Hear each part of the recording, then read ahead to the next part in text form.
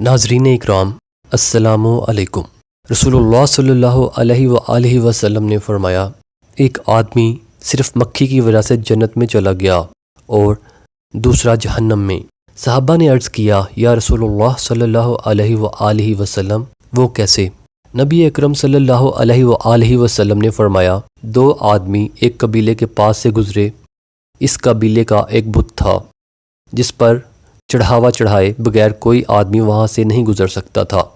چنانچہ ان میں سے ایک شخص سے کہا گیا کہ اس بت پر چڑھاوا چڑھاؤ۔ اس نے کہا کہ میرے پاس ایسی کوئی چیز نہیں۔ قبیلے کے لوگوں نے کہا، تمہیں چڑھاوا ضرور چڑھانا ہوگا، خواہ مکھی ہی پکڑ کر چڑھاؤ۔ مسافر نے مکھی پکڑی اور بت کی نظر کر دی۔ لوگوں نے اسے جانے دیا، چنانچہ وہ اس چڑھاوے کی وجہ سے جہنم میں چلا گیا۔ قبیلے کے لوگوں نے دوسرے آدمی سے کہا، تم بھی کوئی چیز بت کی نظر کرو۔ اس نے کہا، میں اللہ تعالیٰ عز و جل کے علاوہ کسی دوسرے کے نام کا چڑھاوا نہیں چڑھاؤں گا۔ تو لوگوں نے اسے قتل کر دیا اور وہ جنت میں چلا گیا۔ میں امید کرتا ہوں کہ آپ کو یہ انفارمیشن اچھی لگی ہوگی۔